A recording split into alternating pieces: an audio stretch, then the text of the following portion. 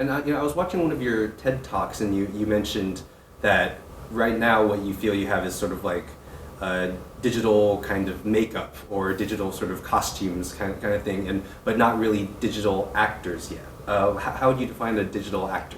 I mean, what an actor is and what they bring into a film is not, just a face and a muscle system to move it around. They have all of their acting training, they have all of their own life experiences. They have everything that they bring to that set that they've done to prepare for their character. And to suggest that we can come even close to replacing that with a computer today is it's completely fallacious. What we can do now, though, is we can computer render an entity out of just polygons and pixels, completely with mathematical algorithms, that looks almost precisely like a real human being. And with some of the technology that our lab has gotten to help create over the last few years, you can even do this in motion and in other lighting environments, like in a scene with real people next to a digital person. And the movie that was the first one to show this convincingly was called The Curious Case of Benjamin Button.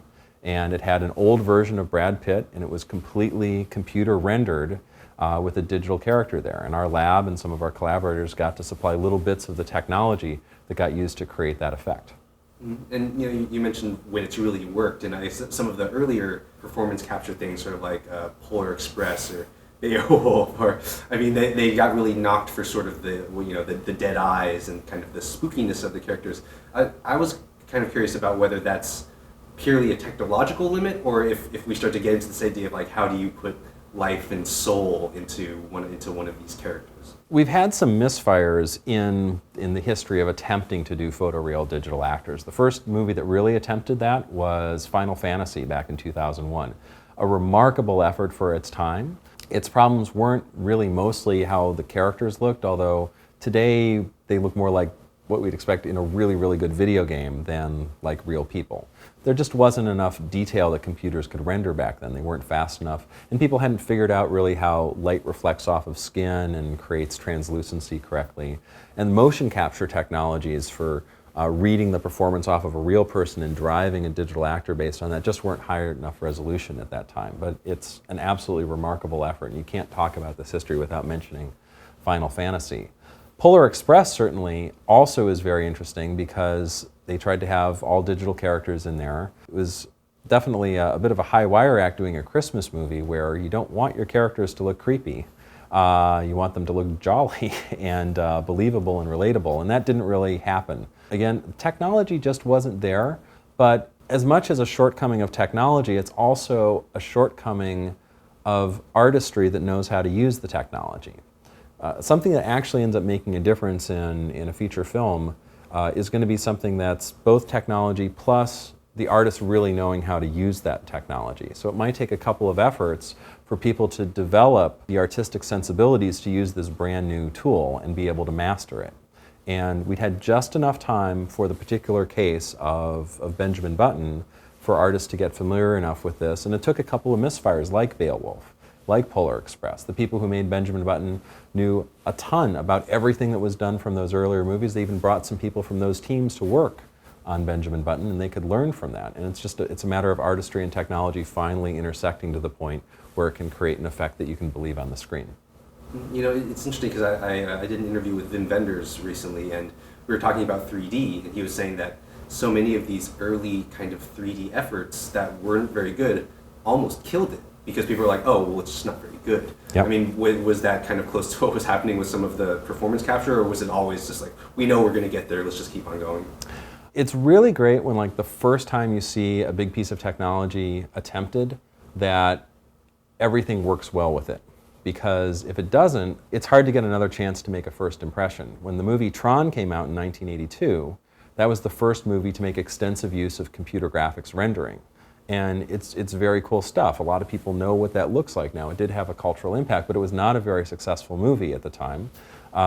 Maybe the story wasn't strong, maybe it was too long. There were some issues with it. And so everyone associated the success of that film with the potential for computer graphics, and it kind of shut down the Hollywood interest in computer graphics for about 4 years. It wasn't until The Last Starfighter came out that they really attempted it again. Benjamin Button was a pretty big success, and we're very lucky. It was the first time that in a movie that really is set in the real world, familiar environments, familiar other actors, that they tried to insert, a digital human and get the lighting to look on it right and get all of the facial expressions to work and get it to read effectively with the actor's performance. And it worked. I mean, even looking back on it a couple years later now, maybe there's a handful of shots where something looks a little bit wrong, but it's still holding up pretty well.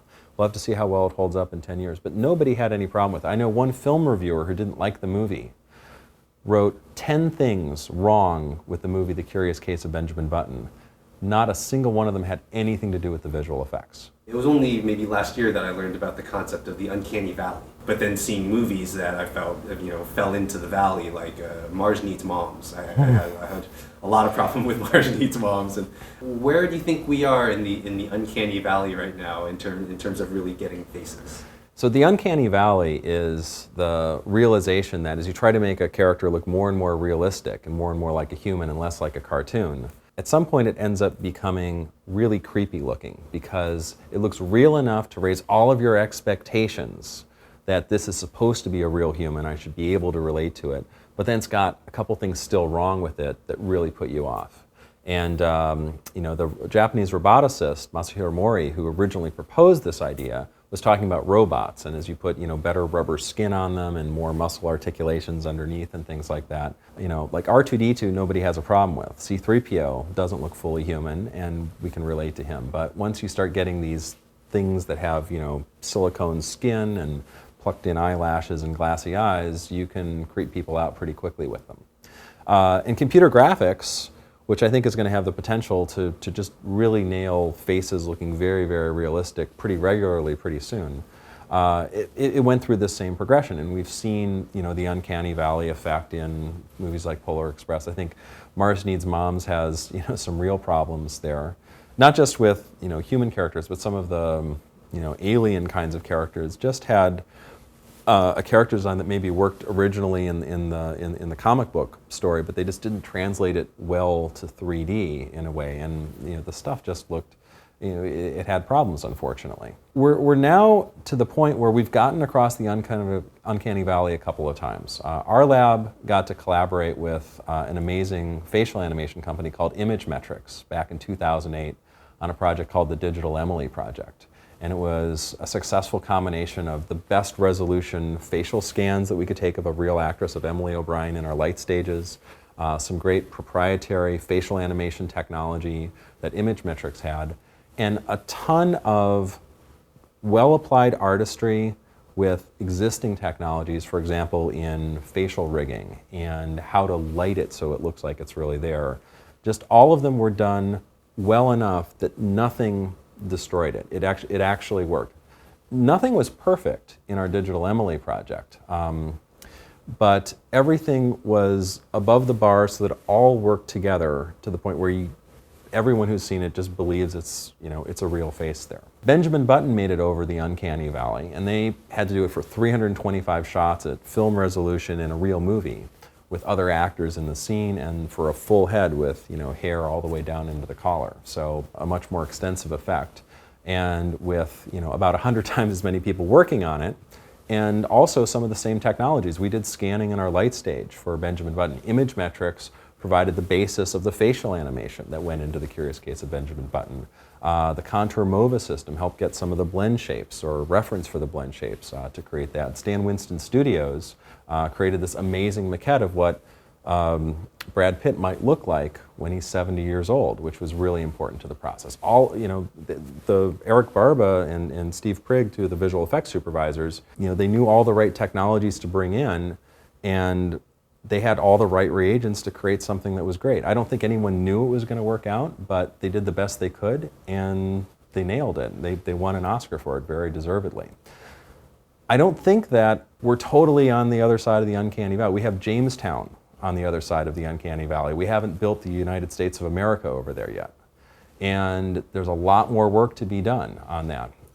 We saw an attempt to make a young Jeff Bridges in the movie Tron Legacy. Looks really great in a lot of shots. It even moves pretty well in some of the shots, but one thing we found out, it's harder to make people look younger than it is to make them look older. And it's harder to render younger faces than it is older faces, because the way that skin reflects light has more subtlety to it. The way that skin moves has more elasticity to it. There's often just a problem where one actor is playing the body and the other actor is playing the head, and if it's a younger performance, they're walking around a lot more swiftly than when it's an older performance and they're either seated or walking slowly. So they ran into all of those problems, and some of the shots in Tron Legacy, everyone would agree, including the artists who did it, they fell back into the uncanny valley. So we don't have a repeatable, reliable way to get there. We just know that if you look at where we were 10 years ago and where we've gotten some of the places today, I mean, we're going to be fine pretty soon, but we need a couple more projects to have some courage to really try to pull it off.